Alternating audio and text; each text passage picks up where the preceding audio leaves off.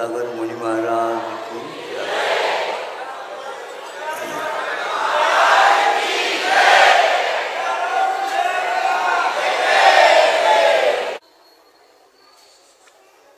आप लोग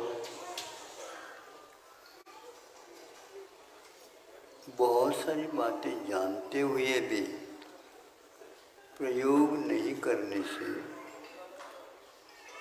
विकास रुकता है।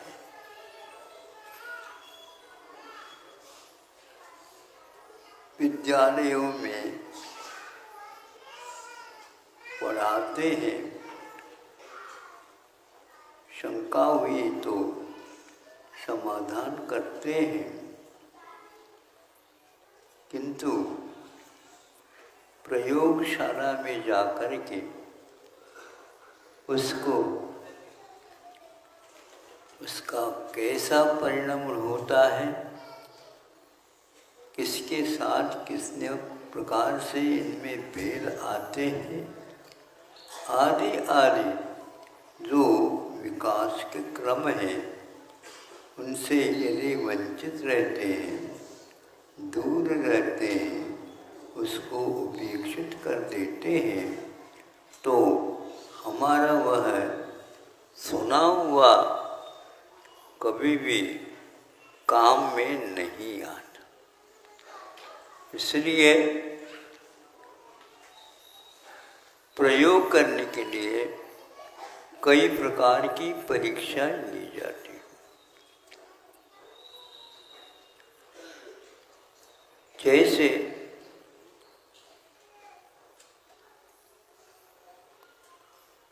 दुकानदार अपना माल बेचता है, देश विदेश से भी लोग ग्राहक आ सकते हैं, आते हैं, और वह अपने माल दिखाता है। ग्राहक जब जिसको पसंद करता है, उसको दिखाने के लिए वह अपने गोदाम वगैरह ले जाता है। उनको पसंद आ गया हो, भाव में उसका ज्ञात हो गया उससे, और वह चला जाता है। इतनी तारीख के दिन आप हमारे इतने नंबर पर इतनी बोरी या टन भेज देना।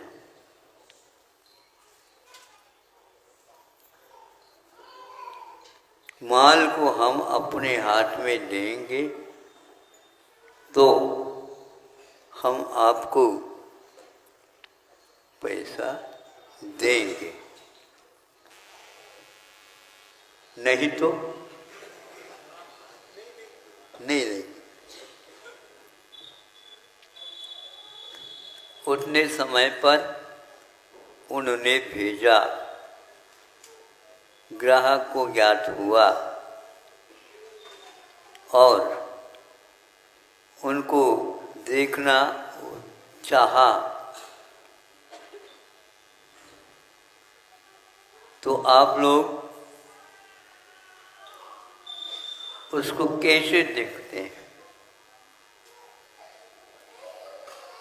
जिसको बोलते हैं ये लोग, मान लो कोई धान खरीदा है तो उसमें हुक लगाते हैं, जिसको पारखी बोलते हैं। परखी यूं करते हैं, सामने सामने हाथ में वो आता है। एक बोरी से ले लिया, दूसरी बोरी में वह बीच में लगाता पारखी,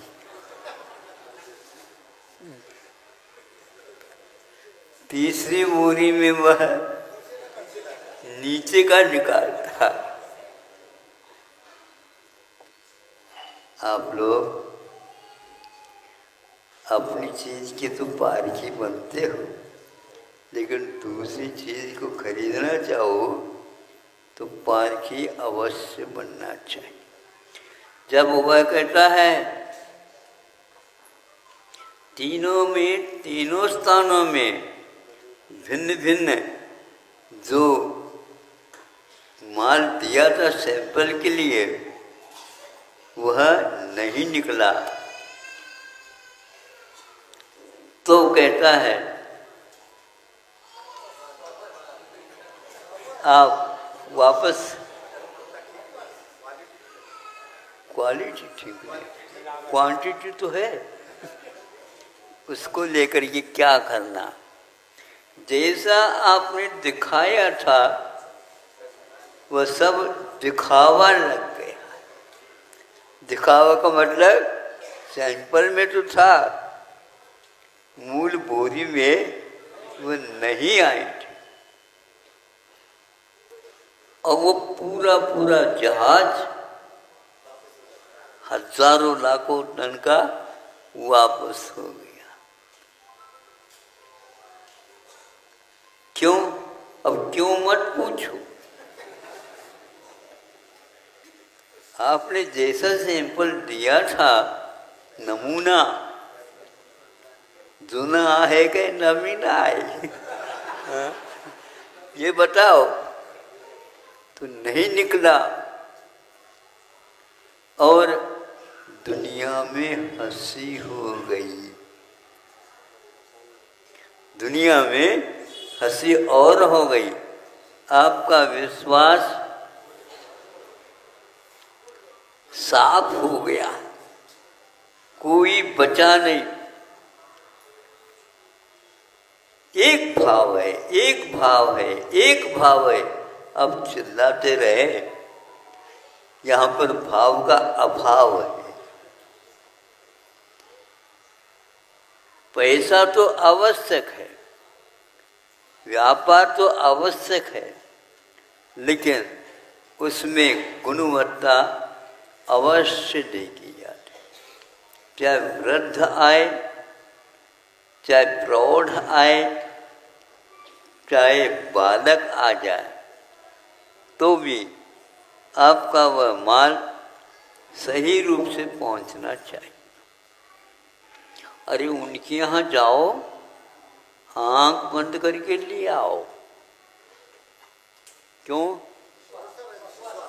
सुनो पहले, आंख बंद करके ले आओ, इसका अर्थ बहुत गहरा है। चिकित्सा करने के लिए तो आंखें खुली हुई रहती है, किंतु परीक्षण के समय पर आंखें खुली रहती है।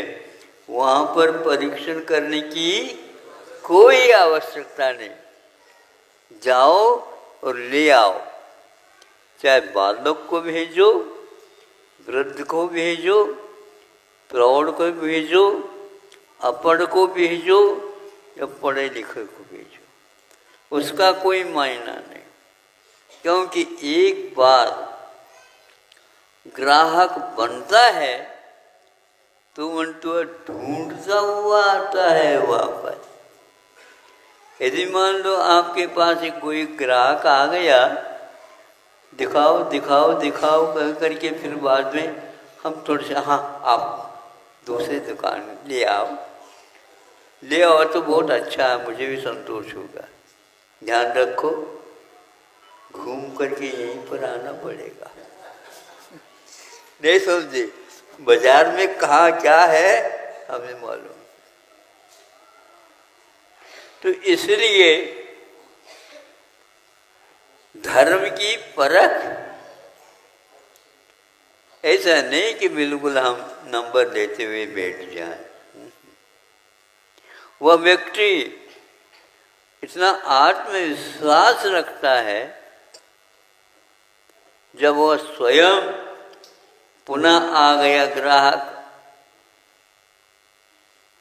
क्या है, तो उस समय आनाकानी करने लगा ये दुकानदार। अब की बार ऐसा नहीं होगा, ठीक है, अब की बार हम पारखी और अच्छे ढंग से रखेंगे। क्योंकि एक बार आपका बाजार का भाव डाउन हो गया, नीचे आ गया, तो उसको ऊपर पहुंचाना बहुत कठिन होता है।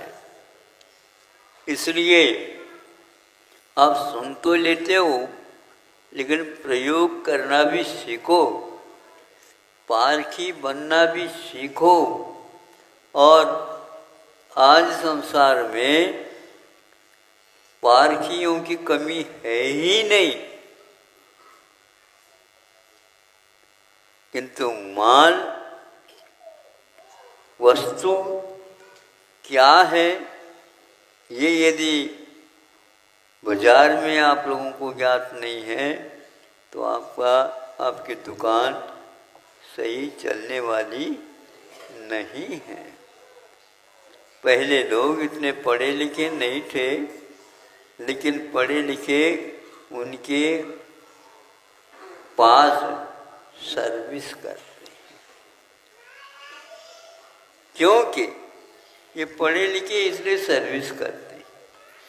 अनुभव इनको चाहिए, अनुभव के बिना, बार बार परखे बिना हम उसमें नहीं जा सकते। घी की मान लो किसी के पास दुकान है, क्या करता हो, उसके ढक्कन पर घी घोल देता है, इसमें पर्याप्त हो जाता है। थोड़े बहुत मान लो मिक्सिंग है, यूँ लेकर के, ऐसा नहीं कि शीशी से यूँ कर दे, उसी को तो वह यहाँ लगाता है, फिर बाद में सूंघता है।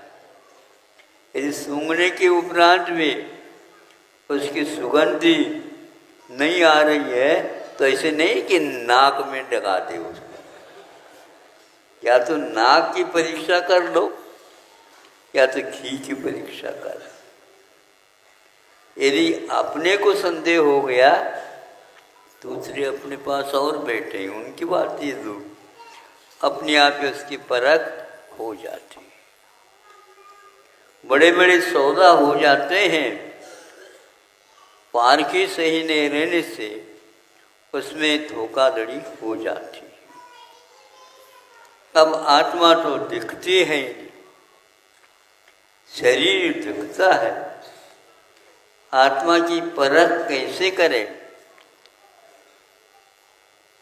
माल देखते ही उसका मन खिलता नहीं, पसंद नहीं आता। इसलिए जब माल पसंद आता है, पसंद करने वाला कहाँ है? भीतर है। बाहर परख की जा रही है, प्रसन्नता जो आती है वह आत्मा के स्रोत से आती है। हाँ, वर्षों का अनुभव है अपने आप। अपने यहाँ सम्यक दर्शन के लिए कहा जाता हो, बहुत सारे लोग थर्मामीटर लेकर के बैठे हैं। यहाँ पुकारना अपना नहीं है, किंतु क्या वस्तुस्थिति है इसको समझना है। तो उनको प्रशम, सम्यक, अनुकंपा, आस्तिक आदि और गुणों की अभिव्यक्ति होती है तो उसको सम्यक दृष्टि कहा गया है। इसी आधार पर वह आगे भी अपने जीवन को चलाता जाएगा और यह अनुभव उसका, यह प्रशम भाव, संसार से भीत हो जाना, शरीर से प्रतिनिधि हो जाना, ऐसे नहीं शरीर को लॉन्च करके फेंक दो और इसको सुखा दो, नहीं, सुखाने के लिए नहीं कहा, लेकिन पुष्टि के लिए भी नहीं कहा। जहाँ जैसे तप वगैरह लेते हैं उसको सहन करने की यदि क्षमता है तो उसको सहन करने योग्य बनाओ। नहीं है तो जहाँ पर इसके लिए योग्य आहार आदि मिलते हैं वहाँ पर जाओ और वहाँ पर ये तप को अंगीकार कर लो, तपस्या करोगे सफलता मिलेगी। इस प्रकार आचार्यों ने आगे जाकर के शास्त्र ग्रंथों को भी गौण करते हैं। हमें बताओ, जो शोध छात्र होता है उसके पास पाठ्यक्रम पुस्तकें रहती हैं? हाँ, नहीं रहते। काय को पढ़ा लिखा है? हाँ, इसलिए नहीं है। पाठ्यक्रम के द्वारा जो विषय अवगत हो गया, उसको पुनः देखने की कोई आवश्यकता, वो सीधा पुस्तकालय शास्त्र भंडार की ओर चला जाता और उसमें से किताब निकाल लेता, पहले लिस्ट पढ़ता है और उसमें कहाँ कहाँ पर अपने योग्य है उसको नंबर देख करके वो निकालता है। और उनमें से सब पढ़ता नहीं हो, वह देखता विषय कहाँ पर उसका है, उसको बस अपने पास लगता है। ये सूत्र बन जाते हैं, फिर बाद में उसको देखता रहता है। यही शोध छात्र की पहचान होती है। और वह हमेशा हमेशा कैसा रहता है? चिंतन में डूबा हुआ रहता है। आपके लिए छुट्टियां मिलती हैं, शोध छात्र को कभी छुट्टियां मिलती नहीं है या लेता नहीं, क्या पता।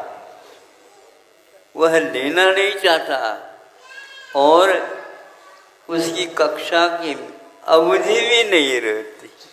एक बहुत मार्के की बात है, हर कक्षा में एक वर्ष देता और स्नातक होने के उपरांत उसके लिए एक विषय के लिए 2 वर्ष देता है। लेकिन शोध छात्र के लिए वर्षों की कोई अवधि सीमा नहीं रहती। फिर जीवन पर्यंत जीवन भी छोटा हो जाता है, जिस विषय का मंथन करने के लिए छोटा पड़ जाता है और वह डूबता चला जाता है। ऐसा जैसे और कोई भी नहीं कर सकता। 3-4 वर्ष भी लग सकते हैं, फिर बाद में उसको उससे निवृत्ति हो जाती है। तो आप लोग 1 साल तो देख लेते हैं, दूसरे साल में बेटा दुकान प्रतीक्षित है, बैठ जाओ। पिताजी ऐसा करो, दुकान में रखना है तो दुकान में रख दो। नहीं समझे? किंतु यदि दुकान नहीं रखना चाहते हैं तो मुझे पढ़ने दो। बेटा पढ़ते पढ़ते लाखों रुपए खर्च हो गए, आपको खर्च से यदि डर है तो हम कमा करके आपको उससे 4 दे देंगे। बातें करता है। हम बातें तो इसलिए नहीं करना चाह रहा था क्योंकि आप दुकान की ओर कह रहे थे। दुकान लेना तो दुकान देख ले। इसलिए जो संसार से, शरीर से, भोगों से अनासक्त नहीं होता है, चारित्र लेना तो बहुत दूर है।